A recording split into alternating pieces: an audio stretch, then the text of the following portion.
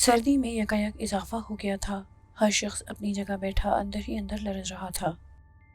سارے واقعات سن کر صابرہ اپنے جذبات پر قابو نہ رکھ سکی۔ وہ منہ پر ہاتھ رکھ کر زور زور سے سسکیاں بھرنے لگی۔ اسے روتا دیکھ کر واجدہ بھی چپ نہ رہ سکی۔ وہ بھی زور زور سے رونے لگی۔ واجدہ کے رونے کی آواز سن کر صابرہ نے اپنے چہرے سے ہاتھ ہٹایا اور اپنے بہتے ہوئے آنسوؤں کو اپنے دوپٹے سے جھٹکے سے صاف کیا اور واجدہ کو غصے سے دیکھتی ہوئی بولی، تم کیوں رو رہی ہو؟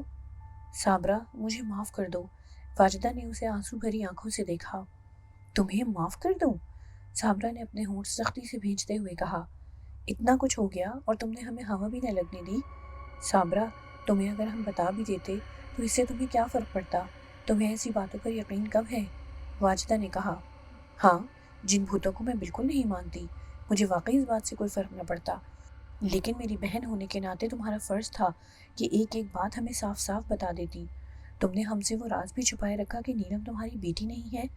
چلو جن بھوتوں کے بارے میں تم مجھے بتا دیتی تو بقول تمہارے مجھے کوئی فرق نہ پڑتا، لیکن اگر مجھے شادی سے پہلے یہ معلوم ہو جاتا کہ نیلم مانگے کا اجالا ہے تو میں اپنے بیٹے کی ہرگز شادی نہ کرتی۔ خاندان کی کیا لڑکیاں مر گئی ہیں جو میں ایک ملازم کی لڑکی کو بہو بنا کر اپنے خاندان کو خواہ بٹا لگا لیتی؟ تم نے بہت برا کیا ہے واجدہ میرے ساتھ، میں تمہیں کبھی نہ بخشوں گی۔ یہ کہہ کر صابرہ غصے سے اٹھنے لگی۔ ماموں فرقان جو ان دونوں کی باتوں کو بڑے صبر سے سن رہے تھے، خاموش تماشائی نہ رہ سکے۔ وہ جانتے تھے کہ واجدہ نے نیلم کے بارے میں دھوکے میں رکھ کر ان لوگوں پر بڑا ظلم کیا تھا، لیکن وہ ان لوگوں میں سے تھے جنہوں نے صرف معاف کرنا سیکھا تھا، بگڑی ہوئی بات کو بنانا سیکھا تھا۔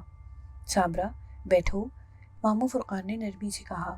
نہیں ماموں، اب میں نہیں بیٹھوں گی، مجھے نیند آ رہی ہے۔ یہ کہہ کر وہ کھڑی ہو گئی۔ تمہیں واقعی نیند آ رہی ہے؟ ماموں نے ہنس کر کہا۔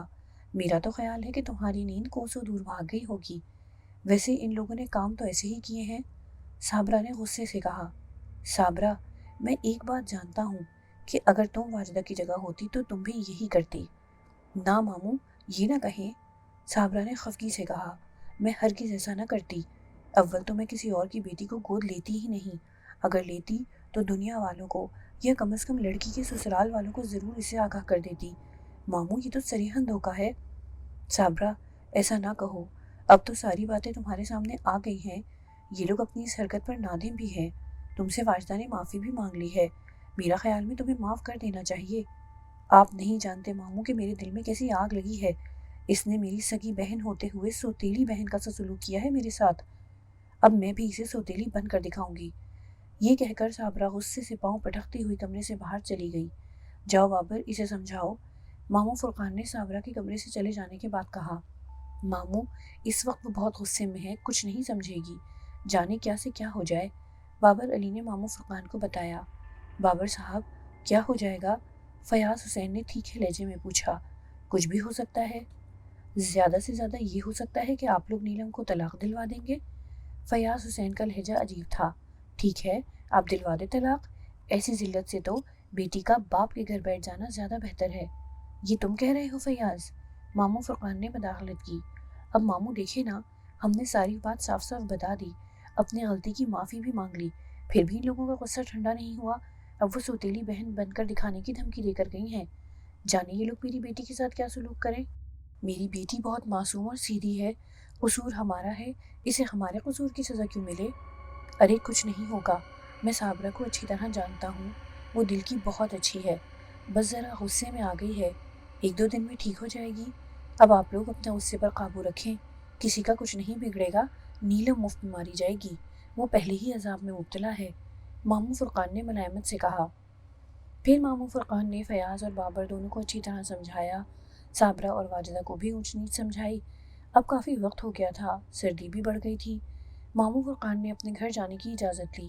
بابر علی انہیں گھر تک چھوڑنے گیا۔ ماموں فرقان کے جانے کے بعد صابرہ اکبر کو اپنے کمرے میں لے گئی اور اس کو ایک ایک بات کہہ سنائی۔ اکبر بہت توجہ سے اپنی ماں کی بات سنتا رہا، نیلم کون تھی اور وہ کن مرحلوں سے گزری تھی، اور یہ لوگ اکبر سے نیلم کی شادی اچانک کرنے پر کس طرح راضی ہو گئے تھے۔ صابرہ نے اپنے بیٹے کو یہ ساری داستان اس انداز سے سنائی تھی کہ وہ نیلم کو ایک وبال سمجھنے لگے اور گھبرا کر اسے چھوڑنے کا تہیہ کر لے، لیکن ساری داستان سن کر اکبر نے گہرا سانس لیا اور بس۔ جب اکبر کے دل میں آگ نہ بھڑکی تو صابرہ کو بہت غصہ آیا، اس کے دل میں آگ بھڑکی ہوئی تھی اور وہ ہر قیمت پر واجدہ سے انتقام لینا چاہتی تھی۔ اب تو اسے نیلم سے بھی نفرت ہو گئی تھی۔ وہ کسی ملازمہ کی بیٹی کو بہو سمجھنے کے لیے ہرگز تیار نہ تھی۔ ہاں اکبر، اب کیا کرے؟ صابرہ نے پوچھا۔ کیا کرنا ہے امی؟ اکبر نے بات کو سمجھتے ہوئے بھی نہ سمجھا۔ کل یہ لوگ نیلم کو اپنے ساتھ لے جائیں گے، صابرہ نے بتایا۔ تو لے جانے دے، میں جا کر لے آؤں گا، اکبر نے معصومیت سے کہا۔ ہاں، لے جانے میں تو کوئی حرج نہیں، لیکن میں چاہ رہی تھی کہ لے جا رہے ہیں تو بس لے جائیں۔ میں سمجھا نہیں۔ اکبر کی سمجھ میں واقعی کچھ نہ آیا۔ ہمیشہ کے لیے لے جائیں؟ صابرہ نے دو ٹوک انداز میں بات کی۔ نہیں، یہ کیسے ہو سکتا ہے؟ اکبر گھبرا گیا۔ تجھے نیلم کو طلاق دینا ہوگی۔ صابرہ کے دل کی بات بالآخر زبان پر آ گئی۔ اس کا قصور کیا ہے؟ اکبر نے جرأت سے کام لیتے ہوئے کہا۔ اس کے والدین نے ہم سے جھوٹ بولا ہے، صابرہ نے جرم بتایا۔ وہ والدین نے بولا، نیلم نے تو نہیں، اکبر نے جرح کی۔ نیلم ایک ملازمہ کی بیٹی ہے، میں اسے اپنے گھر میں برداشت نہیں کر سکتی، صابرہ نے دوسرا جرم بتایا۔ امی، کچھ بھی ہو، میں نیلم کو طلاق نہیں دوں گا، اکبر نے جرأت مندی سے فیصلہ سنایا۔ ارے بے وقوف، تجھے پتہ نہیں کہ اس پر جن کا سایہ ہے؟ صابرہ نے اسے خوفزدہ کرنا چاہا۔ امی، آپ جن بھوتوں کی کب سے قائل ہو گئیں؟ اکبر نے ہنس کر کہا۔ اکبر، مجھ سے بحث نہ کر، صابرہ کو غصہ آ گیا۔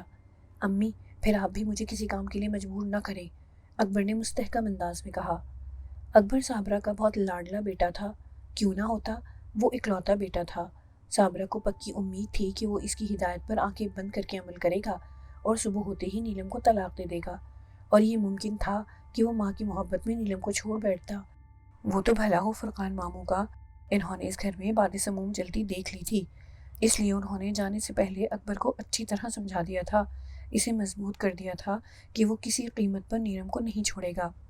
ساری باتیں سن کر اکبر نے کہا تھا، ماموں، اس جن کا کیا ہوگا جو اس پر آتا ہے؟ اس جن کی فکر نہ کرو، اس جن کو میں بھگاؤں گا، ماموں نے یقین دلایا۔ اگر آپ نے جن سے نجات دلا دی تو پھر میں کبھی نیلم کو نہ چھوڑوں گا، اکبر نے کہا۔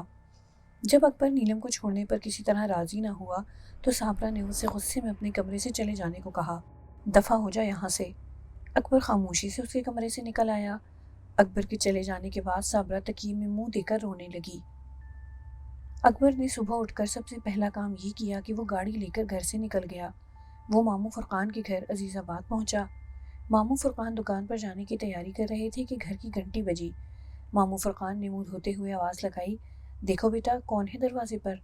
شمسہ باورچی خانے میں تھی۔ وہ اپنے ابو کی آواز سن کر دروازے کی طرف لپکی۔ دروازہ کھولا تو سامنے اکبر کھڑا تھا۔ آئیے آئیے اکبر میاں۔ شمسہ عمر میں اس سے 2 سال چھوٹی تھی، لیکن رشتے میں اس کی پھوپھی ہوتی تھی، لہٰذا وہ رشتے کی مناسبت سے اسے چھوٹا ہی سمجھ کر برتاؤ کرتی۔ سلام پھوپھی جان۔ اکبر اسے جان بوجھ کر بڑا بنانے کی کوشش کرتا۔ جیتے رہو، شمسہ بجائے شرمانے کی بڑی ڈھٹائی سے جواب دیتی۔ کون ہے بھائی شمسہ؟ ماموں فرقان نے اندر سے پوچھا۔ ابو، اکبر آئے ہیں، شمسہ نے بتایا۔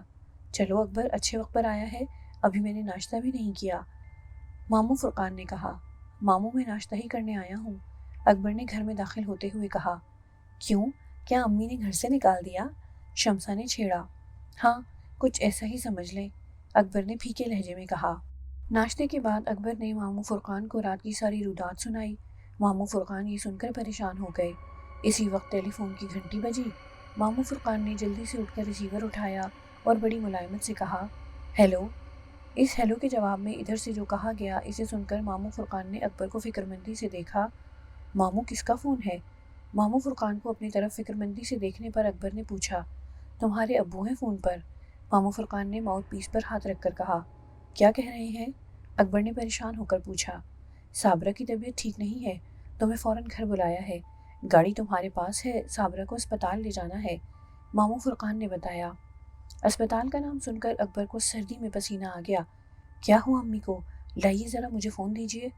ماموں فرقان نے خاموشی سے اس کے ہاتھ میں ریسیور تھما دیا۔ جی ابو، کیا ہوا امی کو؟ اکبر نے گھبرائے ہوئے لہجے میں کہا۔ بیٹے، آپ فوراً گھر آئیں، فون پر وقت ضائع نہ کریں، بابر نے نرمی سے کہا۔ اچھا ابو، میں فوراً یہاں سے نکل رہا ہوں۔ اکبر نے کھڑے ہوتے ہوئے ریسیور کریڈل پر رکھا اور ماموں فرقان سے مخاطب ہوا۔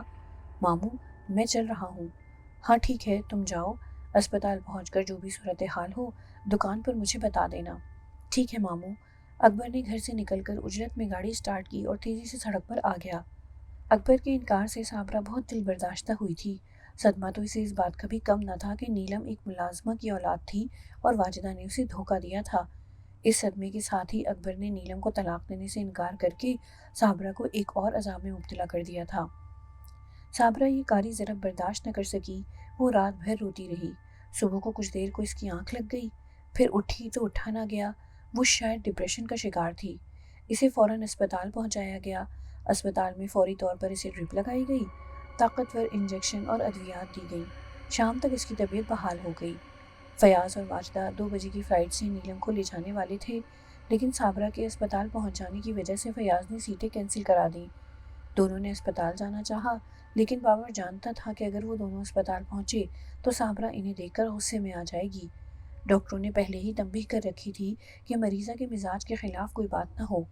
بابر علی نے دونوں کو نرمی سے سمجھا دیا کہ وہ اسپتال نہ جائیں۔ ڈاکٹروں نے مریضہ سے ملنے پر پابندی لگا دی ہے۔ دوپہر کو ماموں فرقان اسپتال پہنچ گئے۔ ماموں فرقان کو دیکھ کر صابرہ دھیرے سے مسکرائی۔ ماموں فرقان کی شخصیت ایسی تھی کہ ان کا چہرہ دیکھ کر لوگوں کے دل میں پھول کھل جاتے تھے۔ ان کے اندر ایسی مقناطیسی کشش موجود تھی، جو بھی انہیں دیکھتا اس کا دل ان کی طرف کھنچتا۔ ماموں فرقان کے احترام میں صابرہ نے اٹھنے کی کوشش کی، لیکن انہوں نے اسے سختی سے منع کر دیا۔ صابرہ، لیٹی رہو، اٹھنے کی ضرورت نہیں، تمہیں آرام کی سخت ضرورت ہے۔ ماموں فرقان نے ایک کرسی کھینچ کر اس کے قریب بیٹھتے ہوئے کہا، ہاں بھائی، کیا پریشانی ہے تمہیں؟ مجھے تو کوئی پریشانی نہیں، صابرہ نے مسکرا کر کہا۔ پھر غصہ ہوگا؟ ماموں فرقان بولے۔ نہیں، غصہ بھی نہیں، صابرہ نے اپنے چہرے سے بال ہٹاتے ہوئے کہا۔ پھر آپ یہاں اسپتال میں کس خوشی میں تشریف لائی ہیں؟ ماموں فرقان نے ہنس کر پوچھا۔ میں خود تو نہیں آئی، یہ لوگ لائے ہیں۔ صابرہ نے بابر اور اکبر کی طرف اشارہ کیا۔ اگر ہم لوگ اسپتال نہ لاتے تو اب تک یہ چل بسی ہوتی، بابر نے مذاق میں کہا۔ ہاں، آپ تو یہی دعا کریں گے، صابرہ نے بابر کو ترچھی نظروں سے دیکھا۔ ماموں فرقان نے لڑائی کے آثار دیکھے تو فوراً درمیان میں آ گئے۔ اچھا بھائی، لڑائی نہیں ہوگی، اسپتال ہے یہ، اسے گھر سمجھنے کی کوشش نہ کریں۔ اچھا بابر، یہ بتاؤ نیلم کا کیا ہوا؟ نیلم گھر میں ہے، وہ لوگ آج نہیں گئے، صابرہ کی وجہ سے رک گئے، ہو سکتا ہے کل جائیں، بابر نے بتایا۔ صابرہ کے بارے میں ڈاکٹروں نے کیا کہا ہے؟ ماموں فرقان نے بابر سے پوچھا۔ میرا خیال ہے کہ یہ شام تک یہاں سے نکال دی جائیں گی، بابر نے پھر شوخی دکھائی۔ دیکھیں ماموں، انہیں سمجھائیں، صابرہ نے خفگی سے کہا۔ بابر، تمہارا کیا پروگرام ہے؟ تم اپنی عاقبت خراب کرنے پر کیوں تلے ہوئے ہو؟ اچھا ماموں، آپ بھی؟ کیوں نہیں، آخر ماموں کس کے ہیں؟ صابرہ نے اس مرتبہ ماموں فرقان کو بھی لپیٹ میں لے لیا۔ اس بات کا احساس کر لیں کہ میں اسپتال میں ہوں۔ ماموں فرقان کچھ دیر اور بیٹھے، خوشگپیاں ہوتی رہیں، پھر وہ اجازت لے کر چلے گئے۔ شام تک ڈاکٹر نے صابرہ کو گھر جانے کی اجازت دے دی، اس ہدایت کے ساتھ کہ کسی مسئلے پر زیادہ سوچنے کی ضرورت نہیں ہے، اس کے علاوہ مکمل آرام کی ضرورت ہے۔ صابرہ کو خاصی نقاہت ہو گئی تھی، وہ ایک ہی دن میں برسوں کی مریضہ محسوس ہونے لگی تھی۔ آنے سے پہلے ہی صابرہ نے بابر کو ہدایت کر دی تھی کہ واجدہ اور فیاض میرے سامنے نہ آئیں، ان کی شکلیں دیکھ کر ہی غصہ آنے لگتا ہے۔ بابر عجیب مخمصے میں پھنس گیا تھا۔ ایک طرف بیوی تھی، دوسری طرف بیٹے کے سسرال والے تھے۔ سسرال سے پہلے وہ اس کی سالی تھی، دوہرا رشتہ تھا۔ وہ کس طرح ان سے کہتا کہ صابرہ کے کمرے میں نہ جائیں، وہ آپ لوگوں کی شکلیں دیکھنے کی بھی روادار نہیں۔ اسپتال تک تو بات نبھ گئی تھی، وہاں تو ڈاکٹروں کی آڑ لے لی گئی تھی، ملاقاتی ممنوع قرار دے دیے گئے تھے، لیکن اب جب کہ وہ گھر پر آ گئی تھی، انہیں ملنے سے کیسے روکا جاتا؟ لیکن اب اس کے سوا کوئی چارہ نہ تھا کہ فیاض اور واجدہ کو صاف صاف بتا دیا جائے۔ تب بابر کافی دیر تک انہیں بتانے کے لیے مناسب الفاظ تلاش کرتا رہا، لیکن وہ کتنے ہی میٹھے الفاظ ڈھونڈ لیتا، کیسا ہی رس بھرا لہجہ اختیار کر لیتا، لفظوں کے ہیر پھیر اور لہجے کی تبدیلی سے مفہوم تو نہیں بدل سکتا تھا۔ جب واجدہ نے صابرہ کے گھر آنے کے بعد اس کے کمرے میں جانے کی کوشش کی تو بابر واجدہ کا نرمی سے ہاتھ پکڑ کر اسے ڈرائنگ روم میں لے آیا۔ ان کے پیچھے پیچھے فیاض بھی تھا۔ واجدہ، ایک بات کہوں، برا تو نہیں مانو گی؟ بابر نے ملائمت سے کہا۔ نہیں بابر بھائی، آپ کہیں، میں کیوں برا مانوں گی بھلا؟ واجدہ نے اسے یقین دلایا۔ تم صابرہ کے کمرے میں مت جاؤ، وہ اس وقت پاگل ہو رہی ہے، اسے نہ کچھ دکھائی دے رہا ہے اور نہ سنائی دے رہا ہے، اور جب آدمی کو کچھ دکھائی نہ دے، سنائی نہ دے تو ایسے آدمی کے سامنے جانے سے کیا فائدہ؟ میں جانتا ہوں کہ وہ تمہاری سگی بہن ہے، تمہارا دل اس کے لیے تڑپتا ہوگا، تم اسے دیکھنا چاہتی ہوگی، لیکن واجدہ، ایسی عیادت کا کیا فائدہ جو مریضہ کو تسلی دینے کی بجائے نقصان پہنچا دے؟ صابرہ کو اس بات سے بہت دکھ پہنچا ہے، اب وہ تمہارا فیاض کا سامنا نہیں کرنا چاہتی۔ بابر نے دل پر پتھر رکھ کر یہ سب کہا۔ یہ سب سن کر فیاض کے چہرے کی رنگت بدل گئی، وہ چور سا ہو گیا۔ واجدہ یہ سب سن کر بے اختیار رو پڑی۔ یہ ٹھیک تھا کہ اس نے نیلم کے بارے میں حقائق نہ بتلا کر غلطی کی تھی، جرم کیا تھا، لیکن اس نے اپنے اس جرم کی صابرہ سے معافی مانگ لی تھی، پھر تو اسے معاف کر دینا چاہیے تھا۔ تب فیاض حسین ایک عزم کے ساتھ آگے بڑھے۔ اس نے صوفے کے نزدیک پہنچ کر واجدہ کے شانے پر ہاتھ رکھا۔ واجدہ؟ واجدہ نے اپنا سر اٹھایا، اس کی آنکھیں آنسوؤں سے تر تھیں۔ بمشکل اس کے حلق سے آواز نکلی، جی؟ واجدہ، اپنے آنسو پوچھ ڈالو، اٹھو، یہاں سے چلیں، ابھی وقت ہے، ایئرپورٹ چلتے ہیں، رات کی فلائٹ سے لاہور نکل جائیں گے، چلو جلدی کرو، تیاری کرو، یہاں کافی عزت افزائی ہو گئی۔ یہ کہہ کر فیاض کمرے سے نکل گیا۔ بابر اسے روکنا چاہتا تھا لیکن روک نہ سکا۔ واجدہ نے آنسو بھری آنکھوں سے بابر کو دیکھا اور بڑے درد سے بولی، فیاض ٹھیک کہہ رہے ہیں بابر بھائی، ہمیں اب اس گھر میں نہیں رکنا چاہیے۔ بابر گونگا ہو گیا۔ وہ یہ تو نہ کہہ سکا کہ ٹھیک ہے چلے جاؤ، نہ وہ یہ کہہ سکا کہ مت جاؤ۔ واجدہ اپنے آنسو پوچھتی اٹھی اور تیز تیز قدموں سے کمرے سے نکل گئی۔ اکبر اپنے کمرے میں بیڈ پر لیٹا ہوا تھا، اس اذیتناک صورتحال کے بارے میں سوچ سوچ کر ہلکان ہوا جا رہا تھا۔ وہ نیلم کو کسی قیمت پر چھوڑنے کو تیار نہ تھا۔ نیلم اس کے خوابوں کی شہزادی تھی، اس نے نیلم کے خواب دیکھے تھے اور یہ اتفاق تھا کہ وہ حاصل ہو گئی تھی۔ اب اپنے خوابوں کی شہزادی کو کیسے چھوڑ دیتا؟ اکبر اپنی آنکھوں پر ہاتھ رکھے اپنے لٹتے ہوئے کارواں کے نظارے میں محو تھا کہ اچانک اسے احساس ہوا جیسے کسی نے اس کا نام لے کر آواز دی ہو۔ وہ ایک دم چونک پڑا۔ چونک کر اس نے اپنی آنکھوں سے ہاتھ ہٹایا۔ دروازے پر نیلم کھڑی تھی۔ آؤ نیلم، میرے خوابوں کی شہزادی، میرے نزدیک آؤ، اکبر نے جذباتی لہجے میں کہا۔ امی ابو جا رہے ہیں، نیلم نے بیڈ کے نزدیک پہنچ کر کہا۔ مجھ سے انہوں نے تیاری کرنے کے لیے کہا ہے۔ کہاں جا رہے ہیں؟ اکبر نے چونک کر پوچھا۔ لاہور، اور کہاں؟ نیلم نے سپاٹ لہجے میں بتایا۔ اس وقت؟ اکبر حیران ہوا۔ ابو بہت غصے میں ہیں، اب وہ یہاں سے فوراً چلے جانا چاہتے ہیں، ویسے جانا تو ہے ہی، کل کیا آج چلے گئے؟ اچھا۔ اکبر نے ایک گہرا اور ٹھنڈا سانس لیا، اور کیا کر سکتا تھا؟ چند لمحوں تک وہ نیلم کو پلک جھپکائے بنا ٹکٹکی باندھے دیکھتا رہا۔ اس کے اس طرح دیکھنے سے نیلم شرما گئی۔ اس طرح کیوں گھور رہے ہیں مجھے؟ نیلم، تم جانتی ہو؟ نہیں، تم کہاں جانتی ہوگی؟ نیلم، یہ دنیا والے تمہیں مجھ سے چھین لینا چاہتے ہیں، لیکن نیلم میں نے قسم کھائی ہے، چاہے کچھ بھی ہو جائے، میں تمہیں کھونے نہ دوں گا۔ میں نے بڑی آرزوؤں سے تمہیں حاصل کیا ہے۔ اکبر جذباتی ہو گیا۔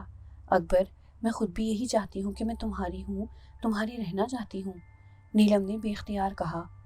جب نیلم اکبر کی ہونے کا عہد کر رہی تھی تو اسی وقت کہیں سے میاؤں کی خوفناک آواز آئی۔ ایسا لگا جیسے کسی نے دونوں ہاتھوں سے گلا پکڑ لیا ہو۔ گلا گھونٹنے کا احساس بس چند لمحوں کے لیے تھا۔ اپنے دونوں ہاتھ گلے کے پاس لے کر اوہ کر کے رہ گئی۔ کیا ہوا نیلم؟ اکبر نے اس کی اڑی ہوئی رنگت دیکھ لی تھی۔ کچھ نہیں، نیلم نے اپنی کیفیت چھپا لی، گلے میں کچھ خراش سی محسوس ہوئی۔ ابھی میاؤں کی آواز بھی آئی تھی؟ اکبر نے فکر مند ہو کر کمرے میں ادھر ادھر نگاہ دوڑائی۔ میں نے نہیں سنی۔ نیلم نے یہاں بھی جھوٹ بولا۔ اکبر نے بیڈ کے نیچے ادھر ادھر کالے بلے کو تلاش کیا لیکن وہ اسے کہیں نظر نہ آیا۔ کیا امی کو تم لوگوں کے جانے کا معلوم ہے؟ اکبر نے پوچھا۔ نہیں، نیلم نے نفی میں سر ہلایا۔ اچھا، میں جا کر بتاتا ہوں۔ یہ کہہ کر وہ اپنے کمرے سے نکل کر صابرہ کے کمرے میں پہنچا۔ صابرہ بیڈ پر سیدھی لیٹی ہوئی چھت کو گھور رہی تھی۔ امی، خالہ خالو ابھی جا رہے ہیں، اکبر نے فکر مندی سے کہا۔ تو میں کیا کروں، جانے دو، صابرہ نے بے نیازی سے کہا۔ امی، آپ ان سے بات کر لینا، اکبر نے ماں کے پاؤں پکڑ لیے۔ بات کرنا تو دور کی بات ہے، میں تو ان لوگوں کی شکل بھی نہیں دیکھنا چاہتی، صابرہ بولی۔ آخر کب تک؟ ساری زندگی، صابرہ نے بڑے یقین سے کہا۔ کیا تم مجھ سے واقف نہیں؟ اکبر اپنی ماں کی عادت سے اچھی طرح واقف تھا۔ وہ کیا، صابرہ کی ضد سے گھر کا ہر فرد واقف تھا۔ وہ ایک بار جو فیصلہ کر لیتی، صحیح یا غلط، اس پر زندگی بھر کاربند رہتی۔ اب اس نے اپنی سگی بہن اور بہنوئی کی شکل نہ دیکھنے کا فیصلہ کر لیا تھا تو دنیا کا کوئی آدمی اسے اپنا فیصلہ واپس لینے پر مجبور نہیں کر سکتا تھا۔ اکبر خاموشی سے سر جھکائے اس کے کمرے سے نکل آیا۔ وہ چاہتا تھا کہ اس موضوع پر اپنے باپ سے بات کرے۔ وہ بابر کو سارے گھر میں تلاش کرتا رہا، بالآخر ڈرائنگ روم میں پہنچا۔ بابر ابھی تک صوفے پر بیٹھا تھا۔ وہ صوفے پر نیم تراز سوچوں میں گم تھا۔ دروازے پر آہٹ سن کر اس نے سر اٹھایا۔ اکبر کو دروازے پر پا کر اس نے سر کے اشارے سے اسے نزدیک بلایا لیکن زبان سے کچھ نہ بولا۔ ابو؟ اکبر کی آواز میں لرزش تھی۔ میں جانتا ہوں اکبر، تم یہاں کیوں آئے ہو، کیا کہنے آئے ہو، جو ہوتا ہے ہو جانے دو۔ ابو وہ لوگ جا رہے ہیں، اپنے ساتھ نیلم کو بھی لے جا رہے ہیں، اکبر نے فکر مندی سے کہا۔ تو جانے دو، نیلم ان کی بیٹی ہے، وہ اپنی بیٹی کو لے جا رہے ہیں، بابر نے لاپرواہی سے کہا۔ لیکن ابو اس طرح، اکبر کے لہجے میں افسوس تھا۔ اور کس طرح جائیں؟ اس گھر میں ان کی جو عزت افزائی ہوئی ہے اس کے نتیجے میں وہ اس طرح نہیں جائیں گے تو اور کس طرح جائیں گے؟ بابر نے غصے سے کہا۔ ابھی یہ لوگ باتیں ہی کر رہے تھے کہ ماموں فرقان کا فون آ گیا۔ بابر نے ان کی بات سننے سے پہلے گھر کی صورتحال بتائی۔ ماموں فرقان یہ سب سن کر پریشان ہو گئے اور بولے، یہ تو بہت برا ہوا، صابرہ کو کیا ہو گیا ہے، اتنی ضد اچھی نہیں ہوتی۔ ماموں میں کیا کر سکتا ہوں، آپ صابرہ کو اچھی طرح جانتے ہیں۔ اچھا بابر، تم یوں کرو کہ ان لوگوں کو روکو، میں آ رہا ہوں، جب تک میں نہ آ جاؤں وہ گھر سے جائیں گے نہیں، نیلم کو ہر قیمت پر روکنا ہے، اسے ان کے ساتھ نہیں جانے دینا۔ کیوں ماموں؟ بابر نے پریشان ہو کر پوچھا۔ یہ میں آ کر بتاتا ہوں، مختصراً اتنا سن لو کہ دادا غفور نہیں چاہتے کہ نیلم کراچی چھوڑے، اور نیلم کراچی سے چلی گئی تو پھر کبھی لوٹ کر نہیں آ سکے گی۔ ماموں فرقان نے انکشاف کیا۔ تفصیل آ کر بتاتا ہوں، تم انہیں میری گلشن پہنچنے تک روکے رکھو۔ اچھا ٹھیک ہے ماموں، آپ آئیں، میں انہیں اس وقت تک کے لیے روکتا ہوں۔ ٹیلی فون بند کر کے بابر نے اکبر کی طرف دیکھا اور سنجیدگی سے بولا، بیٹے واجدہ کو بلاؤ۔ اکبر چاہتا تھا کہ وہ باپ سے ماموں فرقان کے فون کے بارے میں معلوم کرے کہ انہوں نے کیا کہا ہے، لیکن اس کی ہمت نہ پڑی۔ وہ خاموشی سے ڈرائنگ روم سے نکل گیا۔ تھوڑی دیر کے بعد وہ واجدہ کے ساتھ کمرے میں واپس آ گیا۔ واجدہ کے ہاتھ پر ساڑی لٹکی تھی، شاید وہ اسے تہہ کرتے کرتے اکبر کے ساتھ آ گئی تھی۔ جی بابر بھائی۔ واجدہ اس کے سامنے سر جھکا کر کھڑی ہو گئی۔ بابر نے دیکھا کہ واجدہ کی آنکھوں میں اب بھی آنسو تیر رہے تھے۔ بیٹھو واجدہ۔ بابر نے اپنے نزدیک صوفے پر بیٹھنے کا اشارہ کیا۔ نہیں بابر بھائی، اب بیٹھنے کا وقت نہیں ہے، اپنے کپڑے سمیٹ رہی ہوں۔ واجدہ، ماموں فرقان کا فون آیا تھا، وہ ابھی آنے والے ہیں، انہوں نے کہا کہ مجھ سے ملے بغیر گھر سے نہ جائیں، وہ کچھ نیلم کے بارے میں بھی کہہ رہے تھے، تفصیل وہ خود آ کر بتائیں گے، مناسب سمجھو تو آدھا گھنٹہ رک جاؤ، اتنی دیر میں وہ یہاں ضرور پہنچ جائیں گے۔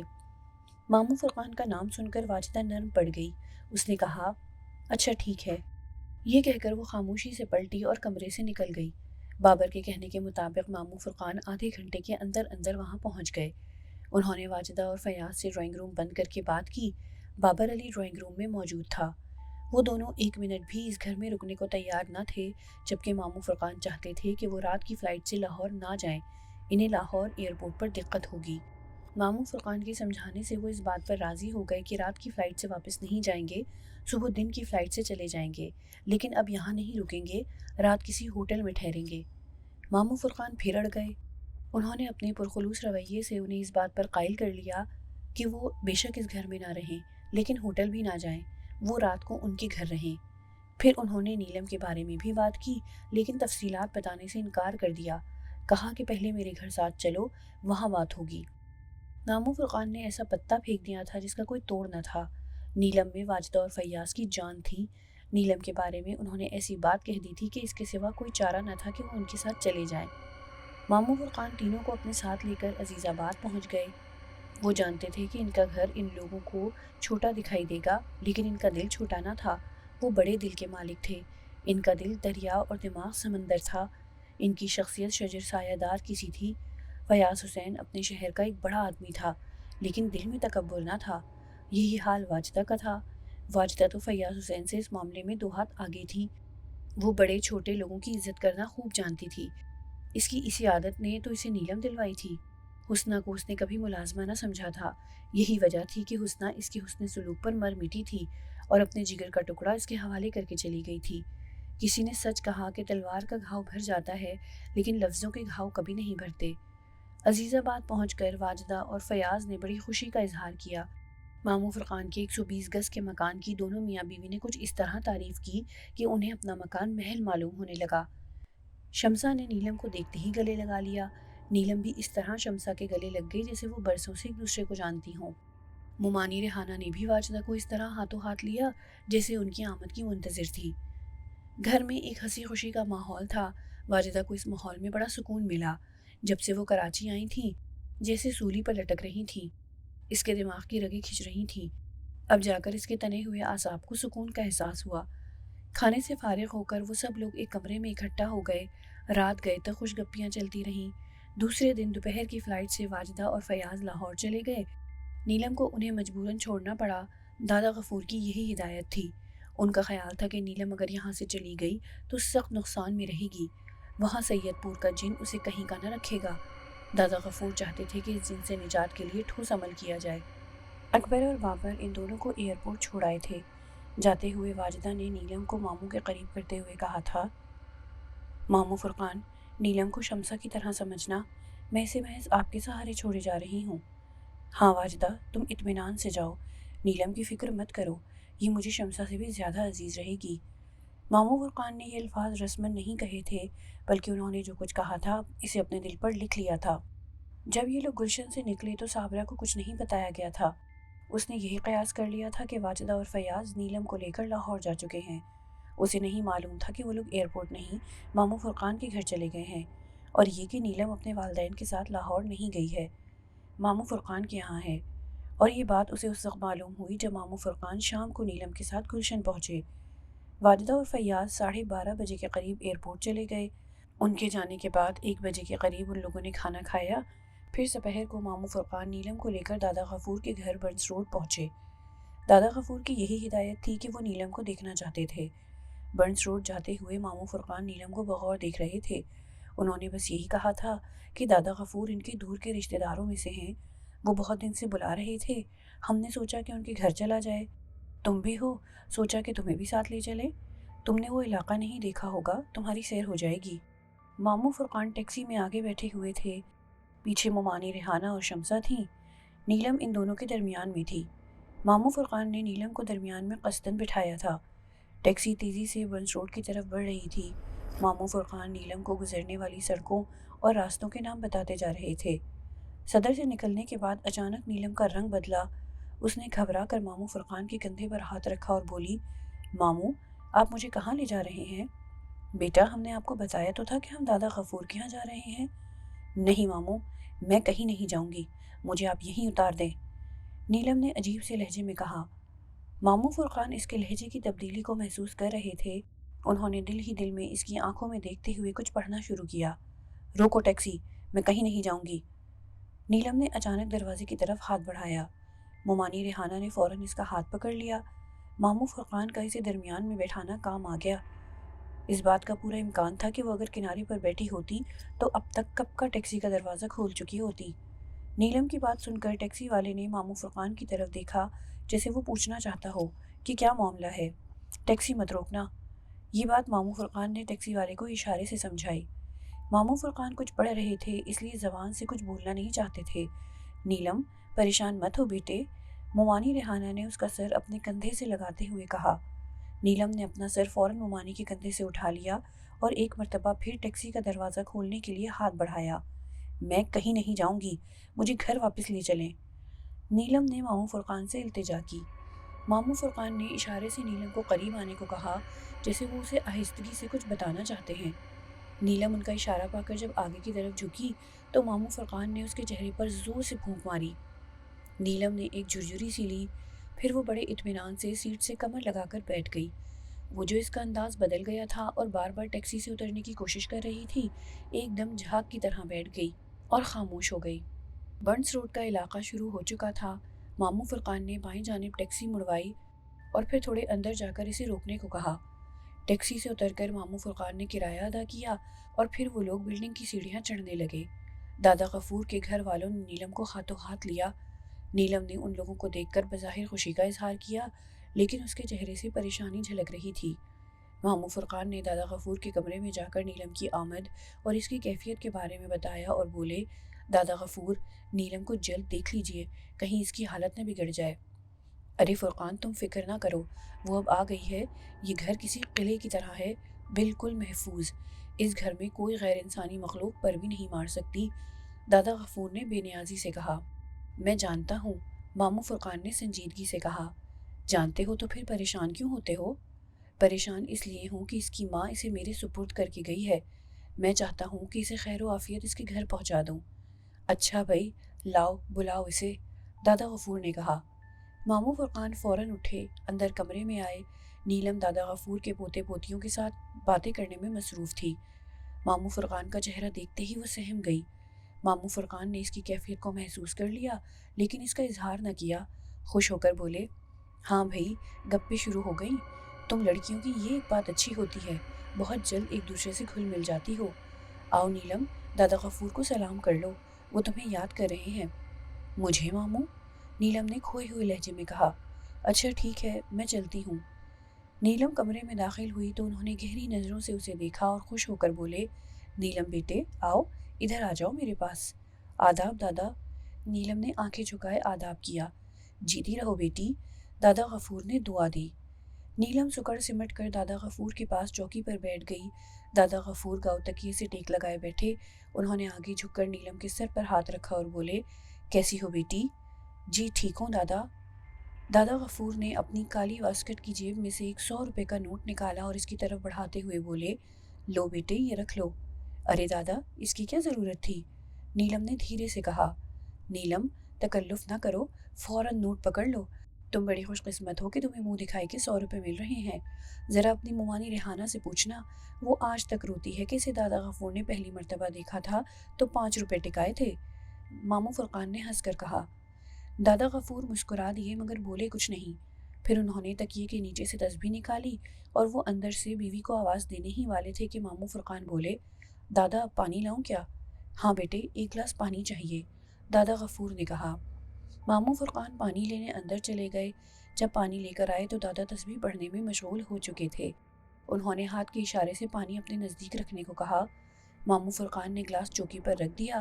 تسبیح مکمل کرنے کے بعد دادا غفور نے گلاس اٹھا کر پھونکے ماری اور نیلم کی طرف بڑھاتے ہوئے بولے، لو نیلم، یہ پانی پی لو۔ پانی کے گلاس کو نیلم نے غور سے دیکھا۔ گلاس ہاتھ میں لیتے ہوئے ذرا جھجکی۔ دادا مجھے پیاس نہیں ہے۔ کوئی بات نہیں بیٹا، جتنا پی سکتی ہو پی لو۔ نیلم، یہ پانی فوراً پی لو، تمہارے سر میں ہر وقت درد رہتا ہے نا، ٹھیک ہو جائے گا، ماموں فرقان نے کہا۔ اچھا ماموں۔ نیلم نے دادا غفور کے ہاتھ سے گلاس لے لیا۔ گلاس کو اپنی آنکھوں کے سامنے رکھ کر اسے گھورنے لگی۔ پانی میں کچھ پڑا ہوا ہے کیا نیلم؟ دادا غفور نے پوچھا۔ یہی دیکھ رہی ہوں۔ نیلم نے گلاس کو بدستور گھورتے ہوئے کہا۔ لاؤ، مجھے دکھاؤ میں دیکھوں۔ ماموں فرقان نے ہاتھ بڑھایا۔ نیلم نے گلاس ماموں فرقان کے ہاتھ میں دے دیا۔ انہوں نے ذرا اوپر روشنی میں کر کے دیکھا۔ پانی بالکل صاف تھا، اس میں کوئی تنکا وغیرہ نہ تھا۔ نیلم، پانی صاف ہے، پی لو۔ ماموں فرقان نے گلاس نیلم کی طرف بڑھایا۔ نیلم نے گلاس پھر اپنے ہاتھ میں لے لیا اور اسے اپنی آنکھوں کے سامنے کر کے بغور دیکھنے لگی۔ بیٹے وہم نہ کرو، پانی پی لو، اس مرتبہ دادا غفور بولے۔ لیکن نیلم نے پانی نہ پیا، وہ بدستور اسے گھورتی رہی۔ ماموں فرقان نے دادا غفور کی آنکھوں میں دیکھا۔ دادا غفور کی آنکھوں میں تشویش تھی۔ نیلم، پانی پی لو، جلدی کرو۔ ماموں فرقان نے تہکمانہ لہجہ اختیار کیا۔ اسے تو خود کیوں نہیں پی لیتا، مجھے بیوقوف سمجھتا ہے؟ اچانک نیلم کا لب و لہجہ بدل گیا۔ اس نے مردانہ آواز میں کہا اور اس پانی کو ماموں فرقان کے منہ پر پھینک دیا۔ پورے گلاس کا پانی ماموں فرقان کے چہرے اور لباس پر پڑا تو وہ ہڑبڑا کر کھڑے ہو گئے۔ ماموں فرقان کی گھبراہٹ سے نیلم بڑی محظوظ ہوئی اور اس نے ایک زوردار قہقہہ لگایا اور مذاق اڑاتے ہوئے بولی، بس فرقان، ایک گلاس پانی سے ڈر گئے، اب ہم جا رہے ہیں۔ نیلم جو ہونق بن گئی تھی اپنی اصل حالت پر واپس آ گئی۔ اب نہ آنکھیں پھٹی رہیں اور نہ رنگ لال انگارہ رہا، نہ مردانہ آواز رہی۔ اسے ہوش آیا تو سب سے پہلے اس نے اپنا دوپٹہ درست کیا جو شانے سے ڈھلک چکا تھا۔ دوپٹہ درست کر کے اس نے ماموں فرقان کی طرف دیکھا، اسے وہ بھیگے ہوئے نظر آئے۔ نیلم نے حیرت سے انہیں دیکھا اور نقاہت بھرے لہجے میں پوچھا، یہ کیا ہوا ماموں؟ بیٹی تمہیں نہیں معلوم؟ ماموں فرقان نے ہنس کر دادا غفور کی طرف دیکھا، وہ کچھ پڑھنے میں مصروف تھے۔ مجھے معلوم ہوتا تو آپ سے کیوں پوچھتی؟ نیلم نے اپنا سر پکڑتے ہوئے کہا۔ سر کیوں پکڑ رہی ہو؟ ماموں فرقان نے پوچھا۔ ماموں، میرے سر میں ٹیسیں اٹھ رہی ہیں، نیلم نے آنکھیں بند کرتے ہوئے کہا۔ تبھی دادا غفور نے ماموں فرقان کو اشارہ کیا کہ وہ گلاس میں اور پانی لے آئیں۔ ماموں فرقان نے شیشے کا گلاس اٹھایا اور اندر سے دوبارہ پانی لے آئے۔ دادا غفور نے اس پر کچھ پڑھ کر پھونکا اور گلاس نیلم کی طرف بڑھا دیا۔ لو بیٹا، پانی پی لو، تمہارے سر کا درد ٹھیک ہو جائے گا۔ نیلم نے فوراً گلاس اپنے ہاتھ میں لے لیا اور جلدی سے پانی پی گئی۔ پانی پی کر اسے کچھ سکون محسوس ہوا، چہرے پر جو مردنی پھیل گئی تھی وہ کم ہوئی، ذرا بشاشت آئی، پھر وہ اٹھتے ہوئے بولی، دادا جی میں اندر جاؤں؟ ہاں ٹھیک ہے بیٹا، تم اندر جاؤ۔ دادا غفور نے اس کی طرف ہاتھ بڑھایا۔ نیلم نے بڑی فرمانبرداری سے ذرا آگے ہو کر ان کے سامنے اپنا سر جھکا دیا۔ دادا غفور نے اس کے سر پر شفقت سے ہاتھ پھیرا۔ بیٹا فکر نہ کرنا، تمہیں بہت جلد اس موذی سے نجات مل جائے گی۔ کس موذی سے دادا؟ نیلم نے حیران ہو کر پوچھا۔ اس موذی سے بیٹا جو خود کو سید پور کا بتاتا ہے، اس کا نام ابھی نہیں معلوم، وہ بھی کر لیں گے۔ بہرحال تمہیں پریشان ہونے کی ضرورت نہیں، ہم بہت ہیں اسے سمجھنے کے لیے، دادا غفور نے بڑے یقین سے کہا۔ اچھا دادا، شکریہ۔ نیلم کچھ سمجھی کچھ نہ سمجھی، بہرحال وہ مدد کرنے کو کہہ رہے تھے، لہٰذا ان کا شکریہ ادا کرنا ضروری تھا، سو اس نے کر دیا۔ پھر وہ دادا غفور کو خدا حافظ کہہ کر اس کمرے میں چلی گئی جہاں خواتین بیٹھی تھیں۔ فرقان، اس لڑکی کے لیے کچھ کرو، اس نے اس پر خاصا قبضہ جما لیا ہے، دادا غفور نے نیلم کے جانے کے بعد کہا۔ آپ بتائیں کیا کروں؟ ماموں فرقان خود پریشان تھے۔ ایک رات قبرستان میں گزار لوگے؟ دادا غفور نے پوچھا۔ گزار لوں گا، ماموں فرقان نے اس طرح کہا جیسے یہ بات ان کے لیے معمولی ہو۔ ڈرو گے تو نہیں؟ دادا غفور ہنسے۔ دادا غفور، میں بچہ تھوڑی ہوں، ماموں فرقان نے سنجیدگی سے کہا۔ جانتا ہوں، دادا غفور نے ہنس کر کہا۔ بھائی، قبرستان ایسی جگہ ہے جہاں اچھے اچھوں کا پتا پانی ہو جاتا ہے، تم نے تو وہاں پوری رات گزارنا ہے۔ میں یہ کام خود کرتا، لیکن بڑھاپے نے اب اس قابل نہیں رکھا ہے کہ اتنا لمبا عمل کر سکوں۔ دادا غفور آپ فکر نہ کریں، ماموں فرقان نے کہا۔ میں بھی اگرچہ جوان نہیں، لیکن ایک رات ضرور گزار لوں گا قبرستان میں۔ پھر دادا غفور نے ماموں فرقان کو بتایا کہ قبرستان میں بیٹھ کر کیا پڑھنا ہے، کس طرح عمل کرنا ہے، وہاں کس قسم کی صورتحال پیش آ سکتی ہے، ایسی صورتوں میں کیا کرنا ہوگا۔ ماموں فرقان نے تمام باتوں کو اچھی طرح سمجھ لیا، جو چیزیں وہاں پڑھنا تھیں انہیں کاغذ پر نوٹ کر لیا۔ اس کے بعد دادا غفور سے اجازت لے کر ان کے کمرے سے نکل آئے۔ دادا غفور اپنے کمرے سے مشکل سے نکلتے تھے، گھر میں کوئی بھی آتا جاتا وہ ان سے ملنے ان کے کمرے میں جاتا، پھر وہ اسے اپنے کمرے سے ہی رخصت کر دیتے تھے۔ لیکن اس دن جانے کیا ہوا کہ نیلم جب گھر سے جانے لگی تو دادا غفور اسے سیڑھیوں تک چھوڑنے آئے اور بار بار پریشان نہ ہونے کی تلقین کرتے رہے۔ نیلم، تم بہت خوش قسمت ہو کہ دادا غفور تمہیں گھر کے باہر تک چھوڑنے آئے، ماموں فرقان نے سیڑھیاں اترتے ہوئے کہا۔ واقعی یہ بات تو ہے، دادا غفور بھلا کہاں اپنے کمرے سے نکلتے ہیں، چاہے کوئی آئے کوئی جائے، ریحانہ مومانی نے تائید کی۔ نیچے اتر کر سڑک پر آئے تو فوراً ہی ایک ٹیکسی مل گئی۔ ماموں فرقان نے پہلے اپنے گھر والوں کو عزیز آباد چھوڑا، پھر اسی ٹیکسی میں نیلم کو اس کے گھر گلشن پہنچایا۔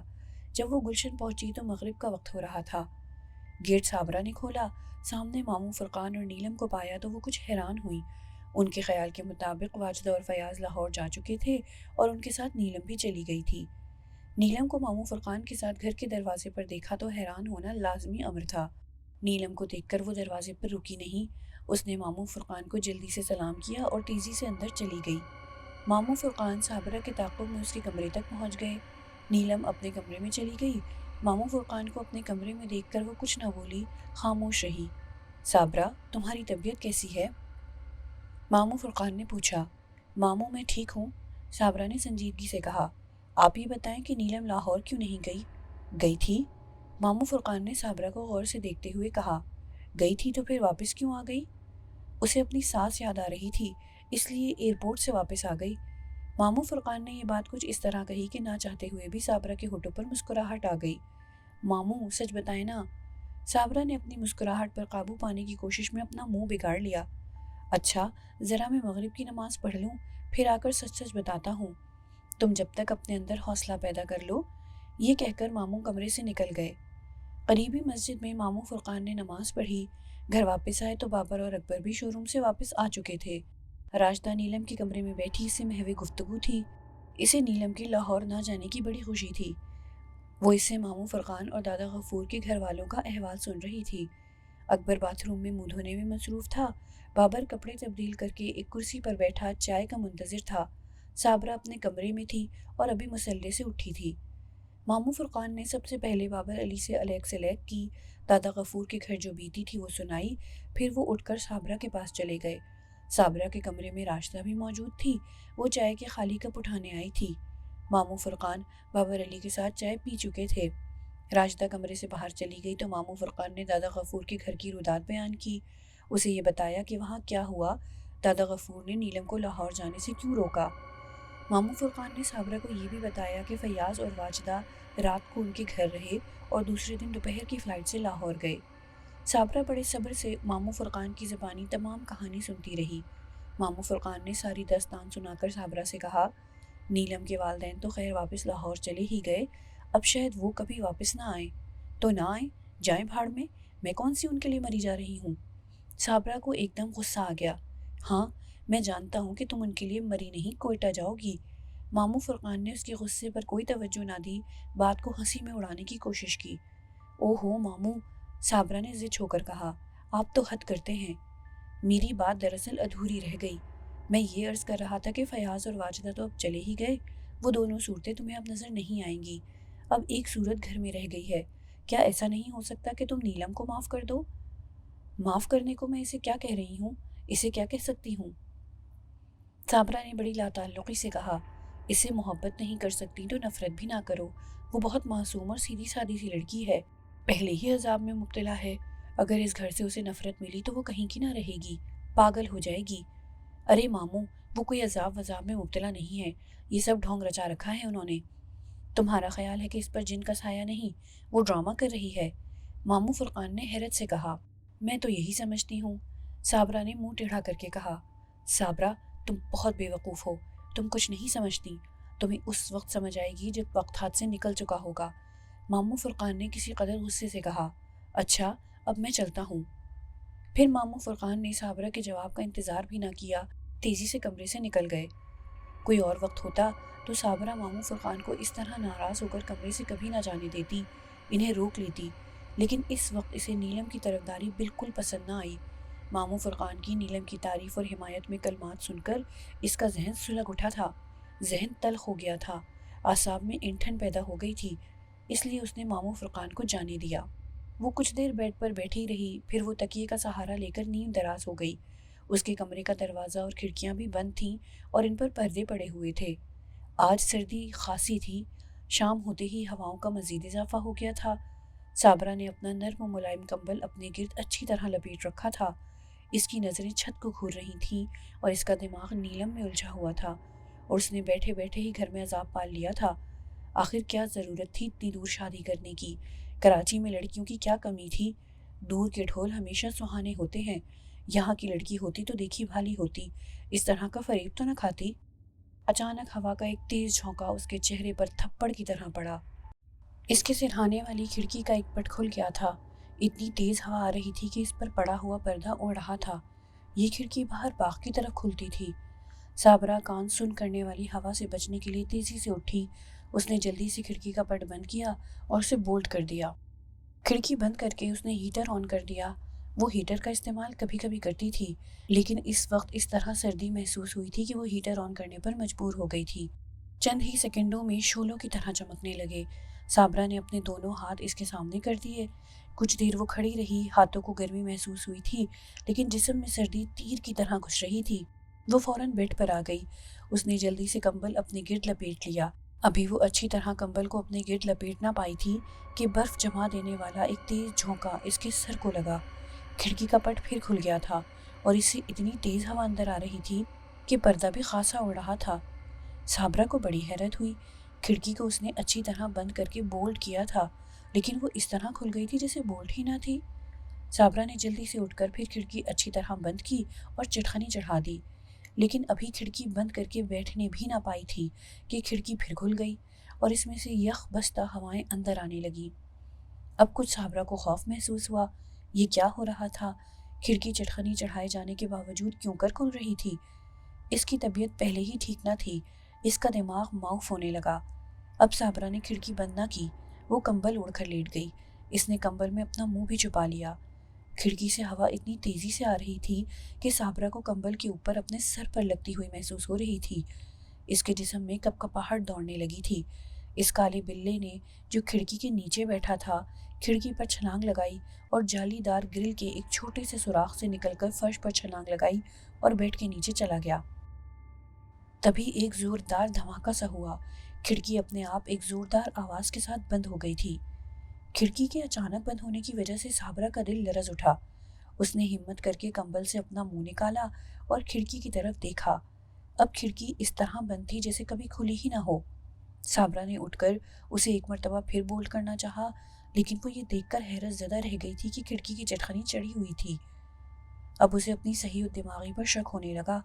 کھڑکی کی چٹخنی بند ہونے کے باوجود بار بار کھلنا اور پھر کھلی کھڑکی کا بند ہو جانا اور چٹخنی بند ہو جانا، اسے ایسا محسوس ہونے لگا جیسے وہ کوئی خواب دیکھ رہی ہو، کوئی بھیانک خواب۔ وہ اپنے دماغ کو جھٹک کر پھر کمبل اوڑھ کر لیٹ گئی۔ لیٹے لیٹے اچانک اسے ایسا محسوس ہوا جیسے کوئی اس کے برابر لیٹا ہوا ہے۔ صابرہ نے فوراً اپنے چہرے سے کمبل ہٹایا اور مڑ کر پیچھے دیکھا۔ کوئی نہ تھا۔ اسے اس احمقانہ خیال پر ندامت ہوئی۔ وہ پھر آرام سے لیٹ گئی۔ اس مرتبہ اس نے اپنا منہ کمبل سے نہ ڈھکا، کمبل سے گردن تک لے لیا۔ پھر اسے اچانک احساس ہوا کہ اس کے برابر کوئی لیٹا ہے۔